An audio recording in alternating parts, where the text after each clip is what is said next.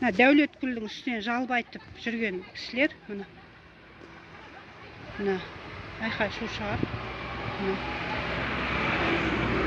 Көріп отырсыздар. Бір топ әйелдер Аманат партиясынан шықты, жаңа айқайласып. Мына кенттің көше сыпырушылары, білмеймін, не забастовка жасаған. Мына кісілер.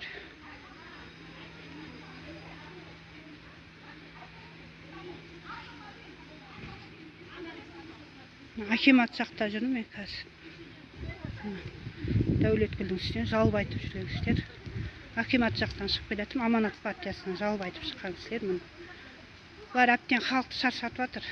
Дауыс асфальт жарып жатыр. Қараңыздар. Аманат партиясынан шықты жаңа. Қараңыздар.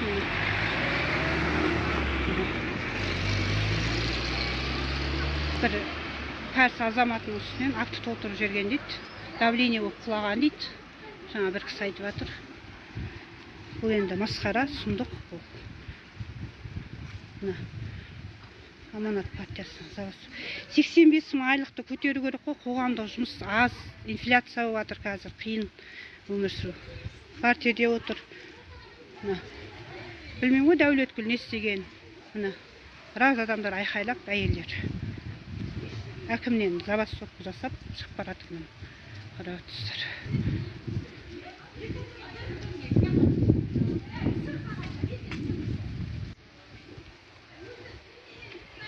Кезінде 17-ші жылы кезінде 17-ші жылы мағанда осында қорлық көрсеткен.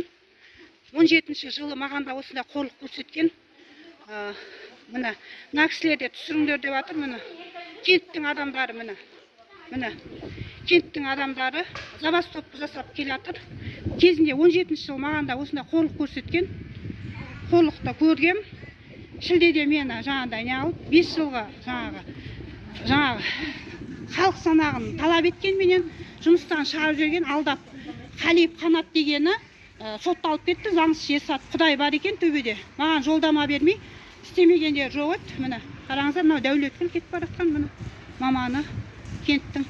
Мына кісілер забастовка жасап, жаңа акимат жақтан шығып келе жатыр. Жағдай қиын, айлығын көтерсеңіз, Тоқаев көке, айлығын көтеріңіз. Квартирде жүр, бала шағасы, билік өкілдеріне бәрібір билік өкілдеріне 300 мың, 500 мыңнан алады. Енді мен көмек сұраймын сізден, инвалидпін менде. Кент әкімінен қорлығым жоқ, көрмеген қорлығым жоқ. 17-ші жылы трудовойымда бар. Мына кісілерге де қорлық көрсеткен мына. Осыны заң аясында шешіп беру сұраймын. Департаменттен комиссия тағайындауды сұраймын. Айлығын көтерсеңіз деймін. Жұмысы ауыр, сыпырғымен жұмыс істейтін кісілер.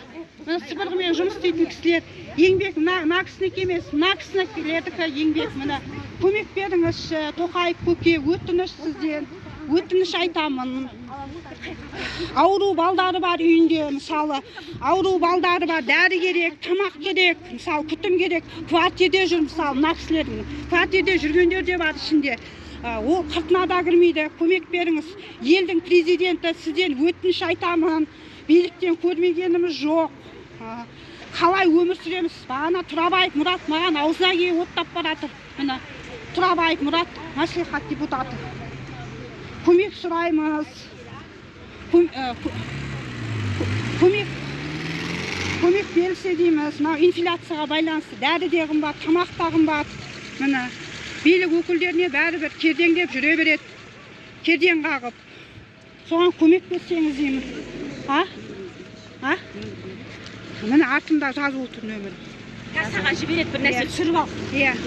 Видео, Мына кісі, мен де қиналдым, 17-ші жыл қыртына кірмей, жаңа Задайшаның үйіне барып әңгімесін тыңдаңдар деп, мені жаңа базардағы әйел сияқты әр аузына келген сөз айтып кетіп баратыр. Ұялмай ма? Құдайдан қорықпай ма? Мен инвалид адам, 2-ші группадағы.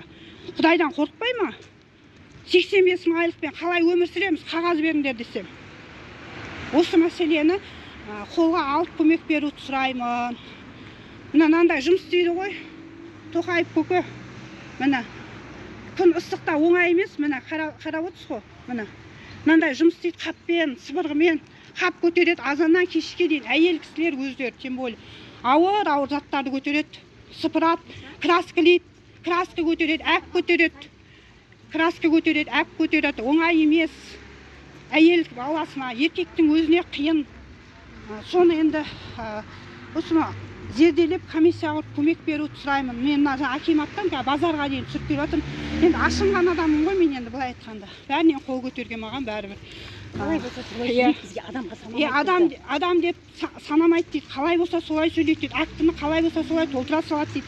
Жала жабады дейді. Мен де 5 жылды халық санағын алмаған адам несін менің мойныма салып, ол ақшасын алып, менен талап етіп 5 жылғы санақты 17-ші жылы. Соменен айтып ем, маған жолдама бермей, үстімнен қағаз суырлап, істемеген қорлығы жоқ. Міне мына кісілерге де міне сондай істеп отыр деп өзі айтып отыр, міне өздері. Бұл енді нәубат болып тұр. Билік басына сайланып алады, келіп алады. Басынғаны, тряпка қылған инвалидтер, сосын қоғамдық жұмыс істейтін көшесі тұратын кісілер. Неге енді мынау министрлікті басынбайды, тряпка қылып, неге мынау жаңа қолдарынан келсе прокуратураны басынбайды, сотты басынбайды, әкімді басынбайды, Нәлібаевтың алдына бар. Неге біз сияқтыларды басына береді мынау үкімет уәкілдері? Мен түсінбей отырмын осы. Осы мәселені көмек беріп, қолға алып, комиссия құрып, бәріне жаңағыдай заң аясында шара көруін сұраймын. Шара көрілмейтін болса, мен жаңағы белсенділерге мен хабарласып отырмын, 10-ға да шығуы мүмкін, 10-ға да. Өйткені мен күйінген адаммын, маған бәрібір. Мына базар жаққа дейін қазір кеп тұр, мына кісілермен қазір. Базар жаққа дейін кеп тұрмын. Әптен шаршадық уже. Біз уже дымымыз қамады қазір таңда. Осыны заң аясында шешіп беруді сұраймын.